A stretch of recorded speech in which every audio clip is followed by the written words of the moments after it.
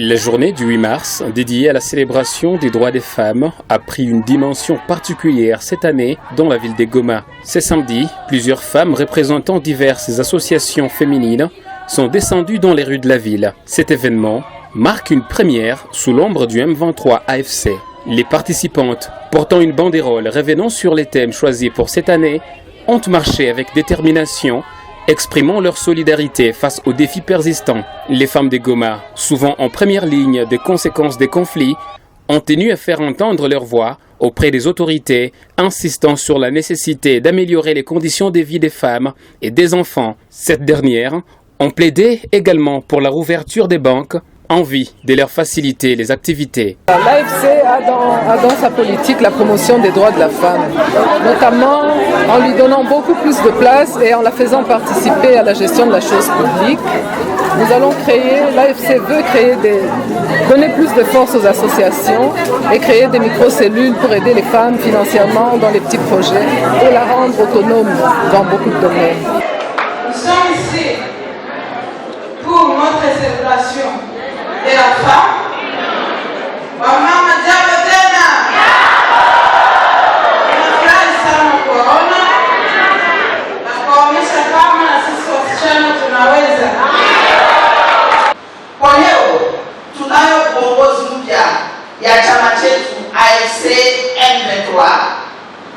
Imeweza kutupatia tena muda ili tuendeleshe kwa uhuru vikundi vyetu vya maAVEC.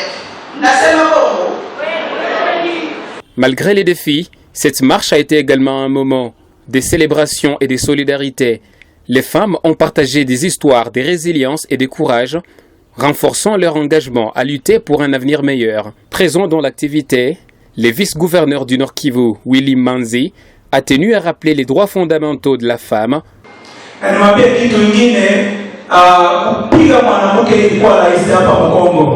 Na mwinchi mbalimbali hapa mwa Afrika unapiga bibi. Bibi sio mtoto yako, bibi ni partner.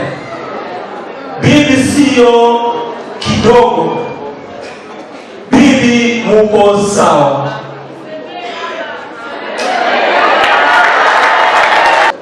Bwana wa kupiga bibi, niko na ujumbe mbaya leo.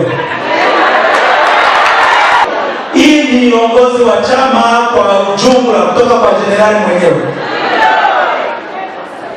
Hakuna bibi, hakuna bwana anaruhusiwa kupiga bibi yake.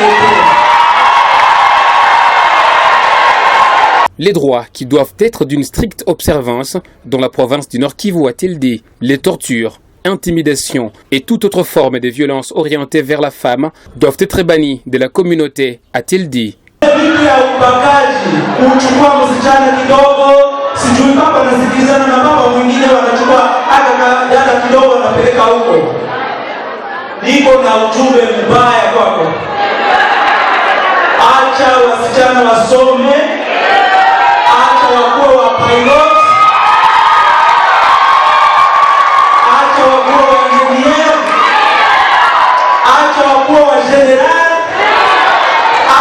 kuwa wa guverner, president, na hiyo yote itafanyika wakati wanaenda wapi? Kwa masomo, si ndio? Na hiyo uongozi wa chama itaongoza.